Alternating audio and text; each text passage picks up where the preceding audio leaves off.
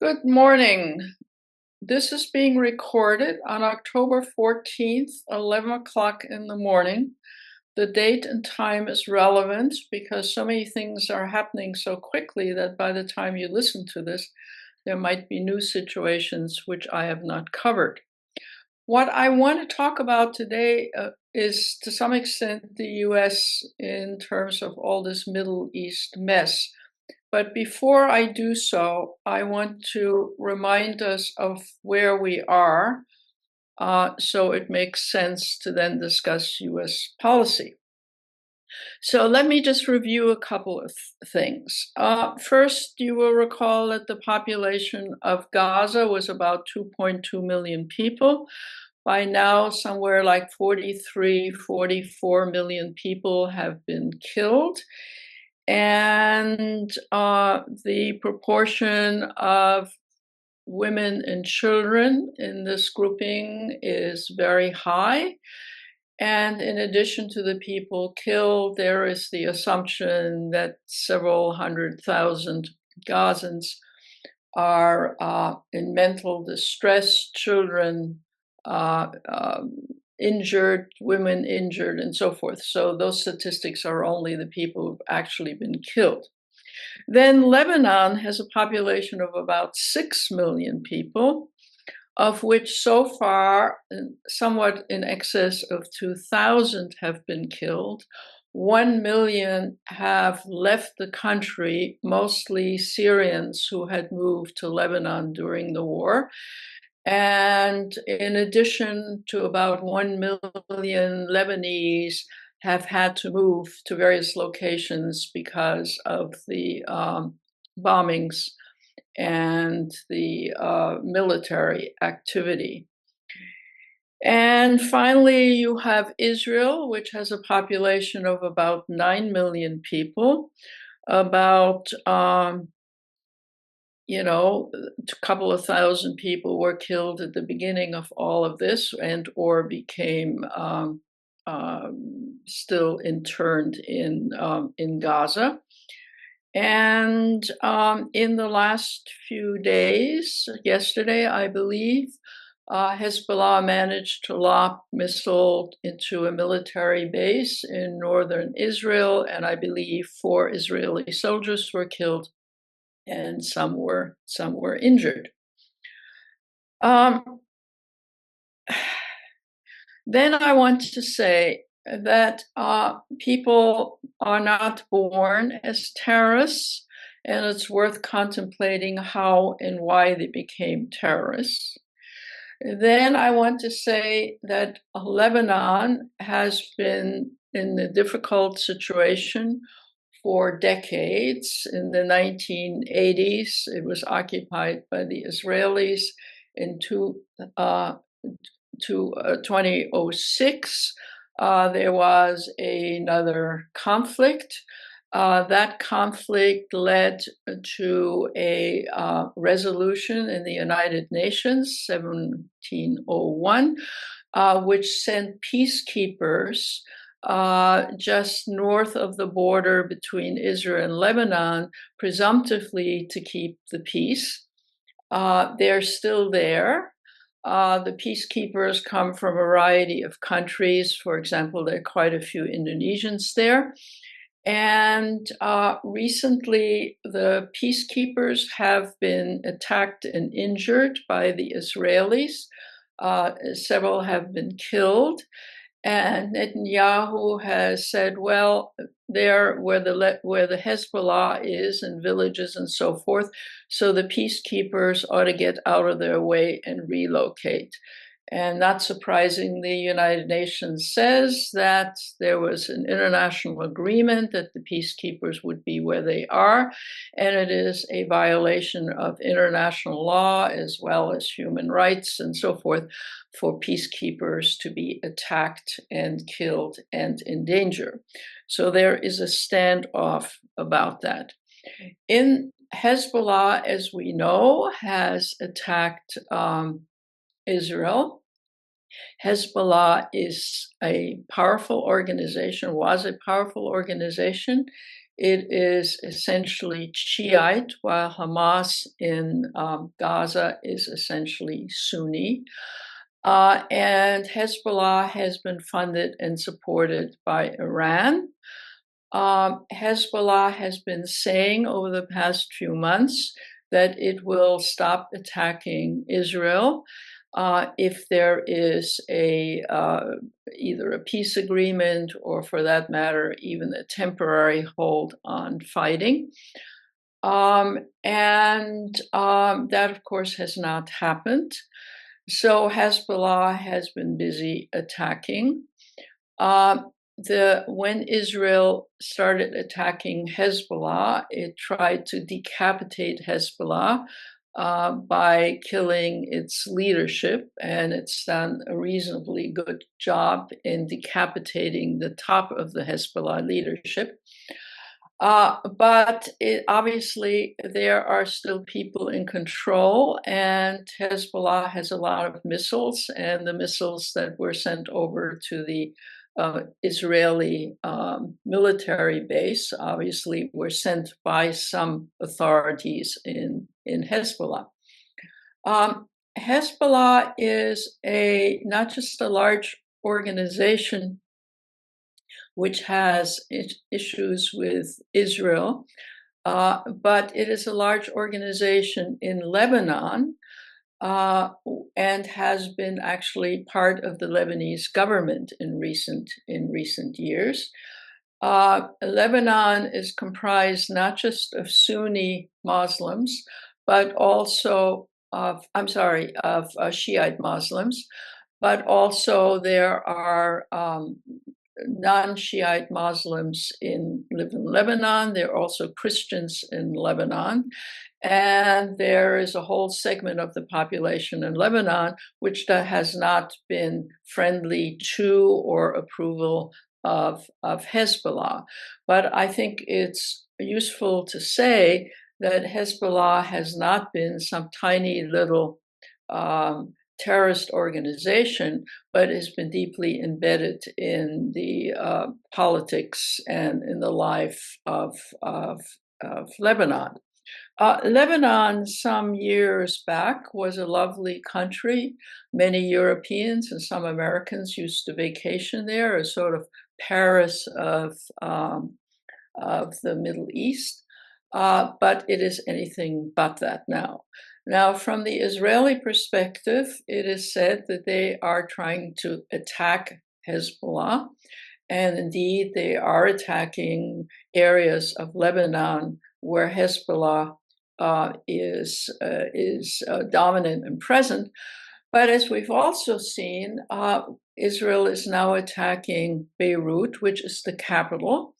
And the sort of same thing is happening in Beirut and other places in Lebanon, namely areas of people who are not at all terrorist or even aligned with Hezbollah. I think yesterday a Christian village in Lebanon was bombed into smithereens. Surprisingly, the folks who lived there were shocked. And of course, Israel has also attacked Beirut, and actually in a way similar to what's been going on in Gaza. 2 or 3 days ago, an apartment house in Beirut was attacked and mostly destroyed, presumptively because there was a Hezbollah diplomat residing there. Turns out he was not, or in any event, he didn't get killed, he wasn't there. But 30 or so perfectly innocent Lebanese, some of them even refugees, were living there. They died, they were injured, their home has been destroyed. So what is beginning to look like is that if this conflict in Lebanon continues, Lebanon may very well look quite like Gaza. That is, schools, hospitals, dwellings made up of Christians and non-Hezbollah Muslims will be destroyed because Israel says that somebody may be living there or may be living in the neighborhood or might have passed through that is a supporter of Hezbollah. The situation, to put it mildly, has now expanded into Lebanon in a way that is beginning to look like Gaza. And while all of this is going on, the heat is also increasing in the West Bank, where the Israeli military is increasingly killing Palestinians, shooting them on the streets. It is also destroying some Palestinian towns, for example, by bringing bulldozers into the city to destroy the roads, the paved roads, so it's more difficult for cars to get out of the area. We hear a lot less about the West Bank, but certainly the violence in the West Bank is accelerating. And while the West Bank was the Palestinian Authority in the West Bank was the PLO, because of what is going on in Gaza, there are now Palestinians who are identifying themselves with Hamas and maybe Hezbollah as we move along. So the whole area is in a total disaster area. People are getting killed right, left, and center. And Israel is now was attacked. And of course, Iran sent missiles there. Israel says it will respond to the missile attack from Iran any day. We await to see how that works out, whether it will be a one-off or whether it will lead to a wider war. That is not as yet clear. And Israel is clearly working hard to destroy as much as it possibly can that's left in Gaza. 70% of the buildings in Gaza are destroyed by now or partially destroyed. Ditto buildings and neighborhoods are being destroyed now in Lebanon, and the situation is getting increasingly violent in Gaza. So this is not a pretty picture, to put it mildly, and there is no end in sight. And whenever arguments come up about how this will end, one of the demands being made by other Middle East countries, by people concerned about Gaza and Lebanon, is that one of the things that Israel would have to agree to is a two-state solution, which of course will take some time given the amount of devastation in the West Bank and Gaza. But in any event, while people are still calling for that, Netanyahu has said he is very much opposed to any two-state solution. So that does not seem to be on the Israeli agenda. In the meantime, given the amount of violence and given the fact that Israel was destroyed, had a attack on its military base, of course, has consolidated the support for the right-wing Netanyahu regime. There are still many people who are in the main hoping that some kind of deal can be worked out so that the remaining hostages, it's unclear whether 50 or fewer are still alive, can be liberated. I'm skipping around, and it's a sort of fairly superficial analysis of where we are. What leaps to mind is a very famous book by a long deceased political philosopher named Hannah Arendt, who wrote about and talked about the banality of evil. And it seems to me, if you're looking at the Middle East, all you can say that the banality of evil is alive and well. Now, one of the things that I want to just touch upon is where does the UN fit into all of this? The UN has had numerous Security Council discussions and votes every time, except for the last 2 or 3 times when any kind of criticism of Gaza or Israel or the human suffering of people have come up. The US has vetoed it because it doesn't want Israel criticized, though there have been 2 or 3 minor resolutions in the last week or so that the US has voted in favor. Netanyahu spoke at the UN and was, of course, made the points that you've all read about and so forth. And with respect to Lebanon, there's a special situation because the fact that they're peacekeepers in Lebanon was based on a UN resolution called 1701, which was at the end of the conflict in 2006, which sent the peacekeepers there, and which both parties had agreed to. So the peacekeepers didn't sort of randomly arrive, they arrived under the auspices of the United Nations. So then I want to say a word about international law and all of this, and allow me to read you a paragraph.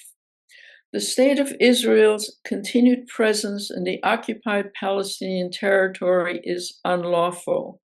The state of Israel is under obligation to bring to an end its unlawful presence in the occupied Palestinian territory. The court is of the view that as a consequence of Israelis' policies and practices which span decades, the Palestinian people have been deprived of the right of self-determination over a long period. And further prolongation of these policies and practices undermine the exercise of the right in the future. So both the UN and the International Court of Justice, which of course is a kind of arm of the UN, has spoken up on this issue. Israel is not, and the government currently does not have any interest in these matters. So after the attack on the military base, was it a day or 2 days ago? U.S. President Biden said U.S. support of Israel is ironclad, and we are now in the process of setting an anti-missile system, which is to bolster Israel's capacity to stop missiles, whether they come from Lebanon or eventually Iran. And perhaps a big change is that 100 US military are also going to be over there. So if anything happens, and if the US military is in any event involved, it draws the US into the conflict in a way that it has not been drawn in heretofore. So that's a quick and dirty summary of where we are. And in the next few days, it seems to me more violence will take place with respect to Lebanon, perhaps with respect to Iran.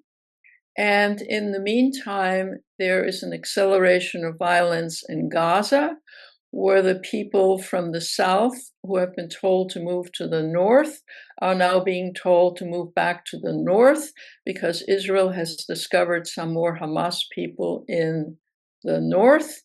The people that are being asked to move have no place to stay, either in the north or the south. And in the last 3 weeks, food has not arrived to help feed these people in the north. So people are literally starving again. Children are malnourished right and left.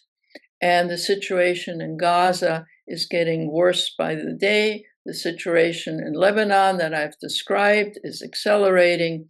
And the remnants of Hamas still seems to have a capacity to lob missiles into Israel, which it did the other day. And now you will have the US, not only a new missile system from the US being provided for Israel, but American soldiers going over there. So, hello, this is where we are. Now, what I want to spend a few minutes on is to talk about where we are in terms of US. I think it is fair to say that the US support of Israel and its role in the Middle East right now has lost major clout for the US in world affairs.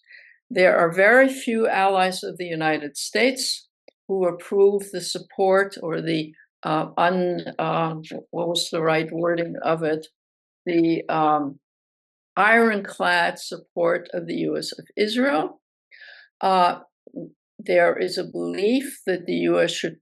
should have or could have done something about Israel's policies and its overreaction to its the killing of the Israelis a year ago. And so the Europeans, the rest of the world, have separated by and large themselves from any support of what the US is doing, and US influence has hugely eroded in the last few months. This is serious for us Americans because Israel is not the only issue in the world. There is the Ukraine. There are other dangers lurking here, there, and yonder. And the US losing support and clout in its overseas policies is not just a temporary thing. It will be very difficult to restore confidence and faith and support of the US and its policies based on the eroding of US support for US policies in the Middle East. Don't forget, everybody in the world who reads a serious newspaper knows that the bombs that are raining down on Lebanon right now and have rained down on Gaza, those 1,000-pound bombs, 2,000-pound bombs, etc., are all American arms, as are much of the rest of it. So the US, even when it occasionally has criticized Netanyahu's government, the world knows that we have kept supplying US arms for this conflict. So the huge death and mayhem and destruction that is taking place is, on the one hand, Israeli policy. On the other hand, we are implicated. We in the US government is implicated. And while many in the United States of all persuasions support US support of Israel, whether the unyielding support and the uncritical support of all aspects of us arming everybody involved and us being complicit in the thousands and thousands of people who have died, are dying, and the total destruction of Gaza and the increasing destruction of both Lebanon and, to some extent, even in the West Bank. That is on us. And while our leadership in world affairs has eroded some over the years, don't forget Afghanistan, don't forget Iraq. We can talk about that some other time, not to mention much earlier Vietnam. The fact of the matter is we're talking about the here and now. And while American support of the US and leadership of the US has been very valuable in world affairs since the Second World War. We are now in a position that others in the world are looking around and saying, no, I'm sorry, we are not support of the US anymore, or not to the extent, or we don't have to listen to the US to that extent. So while the human loss in the Middle East is huge and to be bemoaned, the loss for us as Americans, as leaders in the world, should also be bemoaned. And it's, if, who knows what the outcome of the presidential elections are. But we as Americans, as American citizens, even though we may all conclude that a Democratic administration is far superior to a Trump administration, and by the way, the Trump administration is 100% in support of anything Israel is doing,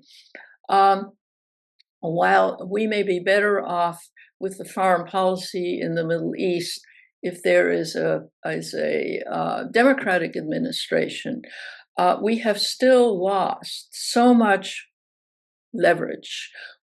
Our ethical position has eroded, and it's going to be increasingly difficult to put the genie back in the bottle. You may say, oh, she's overreacting. We are still the biggest, most powerful country. Yes, we're the most powerful country militarily, and to some extent with China competing now, but to some extent economically. But much in the world of international politics takes place due to influence. And the influence does not just come through the barrels of guns and bombs and economic well-being, but rather through the influence that you have in guiding, for example, climate change, which is going to be the biggest issue in this century. Why would everybody want to listen to the US on climate change, for example? Why would we be able to influence countries who are not interested in policies that help preserve the climate and the oceans? Why should people want to listen to us, even if our policies in due course become mindful of the climate issue and mindful of the human suffering that is going on in the Middle East, and for that matter, in Ukraine and in some other places? So influence, being able to persuade other countries, being respected in the world, has really eroded over the years due to our own actions, as I said, in places like Afghanistan and Iraq. But also, one of the things we have also always preached is human rights, and us valuing human rights. And over the years, we've often been criticized for the hypocrisy of it. I mean, remember Abu Ghraib in Iraq, where we tortured people. Remember what's happening in Guantanamo, even as we speak. Those kinds of things are known around the world. And those kinds of things don't enhance respect for the US values and human rights when we preach them. We're increasingly viewed as hypocritical, preaching to others, but ourselves either supporting policies in the Middle East or violating people's human rights. And furthermore, we were always, since after the Second World War, leaders in international institutions, including the World Court and the International Court of Justice. And so when people are now bringing cases of saying genocide is taking place somewhere, or human rights or laws of war being violated, rather than looking into ourselves and saying, yes, we should support these courts taking action and examining cases, we just simply dismiss it and or argue against it. So I guess what I want to say is the loss of life continues to be and the front burner. But as Americans, we should also take a little time to reflect as citizens about the extent to which our influence, the admiration for the US, and our leadership in many areas is eroding because of our policies. We may pride ourselves that we are great supporters of Israel, and of course, the existence of Israel should be supported, as it has been since its founding. But the policies of the Israeli government leave much to be desired. And there's a difference between saying we support the existing of the state of Israel and saying we support the policies of a right-wing government in Israel, which is doing not only great harm to its own reputation, but US support of it is doing great harm to our reputation worldwide. Let me end on a light note by saying, while this is going on, people are starving, people are getting killed, and so forth, we in Santa Cruz are having an election, and the most prominent election item seems to be based on what is arriving in the mail, whether we should charge a tax on sugary drinks or not. There is an irony that we're consumed and that lots of money, both by corporations and those who don't believe we should have a tax, is going into sending us endless mails on this subject. Well, in many places, the suffering is real, and we as Americans need to do a lot of reading and thinking about where we stand on US foreign policy. Thank you very much. I'll see you in 2 weeks.